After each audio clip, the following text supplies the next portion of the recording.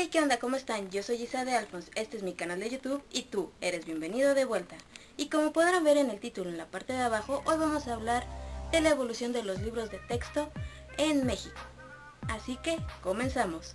Desde la creación de la Secretaría de Educación Pública en 1921, o también mejor conocida como la SEP, se empezaron a editar los primeros libros de texto gratuito.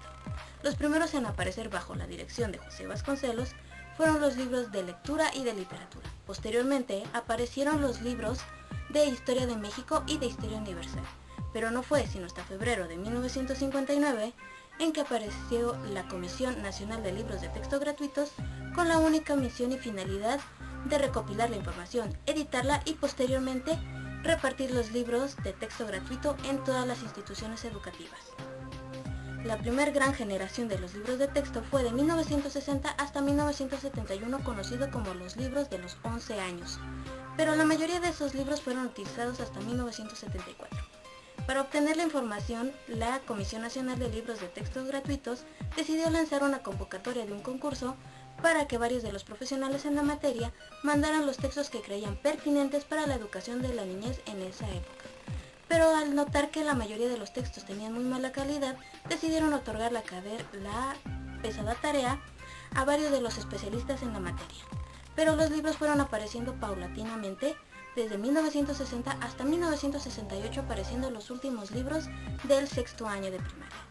Lo que lo reconoce de esta época, aparte de que en la mayoría de sus portadas en un principio aparecían las obras de grandes muralistas como Diego Rivera o de Álvaro Siqueiros, fue que posteriormente aparecieron con la alegoría a la patria a partir de 1962, además de que su tamaño no era muy grande, aproximadamente de una libreta de tamaño profesional, y además de eso tenían un libro de texto con toda la literatura que debían leer a lo largo del ciclo lectivo y posteriormente un libro de trabajo.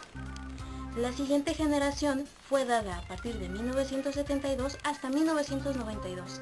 La mayoría de los textos solamente eran reeditados y muchas veces la estética de los libros era cambiada única y específicamente de acuerdo a lo que ocurría en México en aquella época.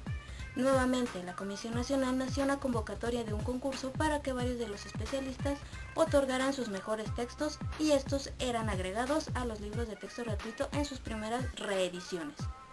Posteriormente, también, alrededor de 1975, un poco más adelante, fue la primera vez en que se indujo la educación sexual en los libros de texto gratuito. También fueron cambiados varias ocasiones respecto a sus portadas, pasando por diferentes etapas. La primera fueron juguetes y artesanías mexicanas, también la flora y la fauna, diferentes obras arquitectónicas y también fueron dadas diferentes obras de corrientes artísticas, pero todos eran artistas mexicanos. Posteriormente a esto, con la reforma educativa firmada el 18 de mayo de 1992, los libros también sufrieron grandes cambios. Igualmente, con la aparición de la Ley General de Educación, también dada en 1992, solo que el 12 de julio, también se hicieron nuevas reediciones, pero la mayoría de los textos utilizados todavía eran los que se utilizaban en 1972. Las primeras grandes reediciones aparecieron hasta 1994. Para hacer un cambio todavía más notorio respecto a estos libros de texto, es que las páginas eran todavía más anchas, el papel se cambió y se hizo de una mejor calidad relativamente, obviamente porque es un libro gratuito y es dado por una secretaría pública, pero también uno de los grandes cambios fueron los grandes códigos de color que hasta la fecha se siguen manteniendo. Pero de los nuevos libros hablaremos en unos momentos. En esta época se distinguieron porque los libros de primer año eran de color amarillo, los de segundo naranja, los de tercero eran rojos, los de cuarto año eran un verde aceitunado, algo así. Los de quinto año eran de color salmón y los de sexto eran de un café pálido. Aunque todos los de mi generación que nos tocó esos libros lo veíamos simple y sencillamente gris y los de quinto año eran simplemente rosa. Ahora bien, los nuevos libros que fueron editados a partir del 2014, sí, así es, los libros de 1992 permanecieron hasta 2014 aproximadamente, a pesar de que ya existían nuevas reformas educativas que decían que esos libros de texto debían ser cambiados.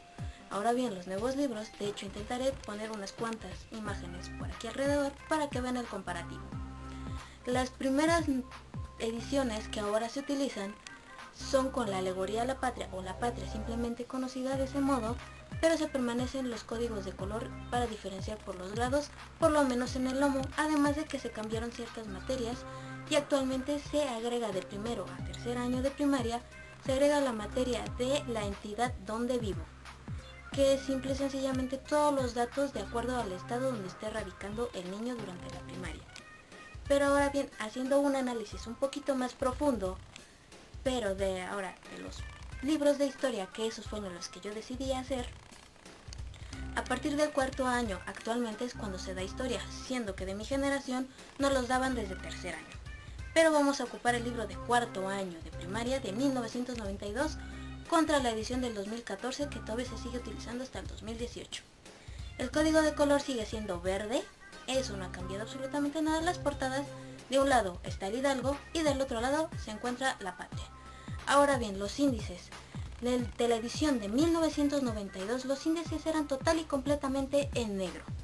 No existía ningún código de color, solamente se agregaban una que otra imagen alusiva a los bloques, y los bloques podían ser hasta 9, 10 bloques si no mal recuerdo. El texto era totalmente en negro, no existía un glosario, las actividades eran únicamente preguntas al final de cada lección y una actividad final grupal al final del bloque. Solamente se incluían las imágenes con un pequeño pie de imagen que decía qué era, pero no existía ningún tipo de dato curioso o algo que pudiese ayudar al estudiante. En cambio, los libros de texto actualmente, todo el índice se encuentra con códigos de color para poder identificar más fácilmente el bloque. Pueden pasar desde el azul cielo, un azul turquesa, rojo, verde, etc. Aparte de eso, también tienen un apartado que dice Conoce tu libro, que va indicando las diferentes partes que tiene el libro actualmente. Entre ellas, actividades de aprendizaje, o mejor dicho, actividades para iniciar la lección, para corroborar qué tipo de conocimientos tiene el estudiante antes de iniciar el ciclo. Posteriormente, también podemos ver una clara reducción en los bloques, pasando de 9 bloques que tocaban en 1992 a únicamente 5 bloques actualmente. Aparte de eso, aparte de las actividades que se dan al inicio, también al final de cada una de las lecciones incluyen ciertas preguntas y actividades de refuerzo, un tipo de prueba de conocimientos al final de un bloque, además de un pequeño glosario que se va colocando al lado derecho, el derecho de las páginas. Las dimensiones siguen siendo exactamente las mismas, así como también se han ido editando los textos a modo de que sean mucho más comprensibles, dado que, por ejemplo, de mi generación, de los libros de 1992 todavía, los textos podían durar hasta 10, 12, 14 páginas aproximadamente, mientras que actualmente pueden durar 6, 8 páginas, es decir, vienen mucho más reducidos y vienen mucho más condensados. Pero igualmente yo puedo decir, en mi propia opinión, que por lo menos el libro de 1992 de historia no lo utilicé completamente, sino hasta la segunda mitad de cuarto año. ¿Por qué no lo utilicé?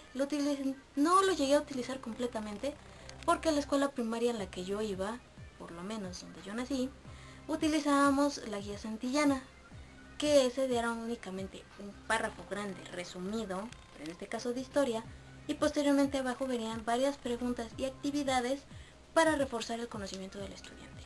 Más o menos lo mismo que están tratando de hacer ahora con los libros de texto gratuito. ¿Que es una buena idea? Sí, es buena.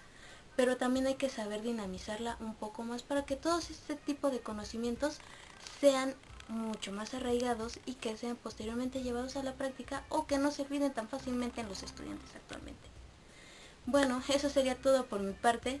Como siempre, todas mis redes sociales están en la cajita de descripción. Espero que se suscriban y que le den like si les gustó. Y si no les ha gustado, pues ni modo, me ganaré un dislike de su parte. Nos vemos en el siguiente video.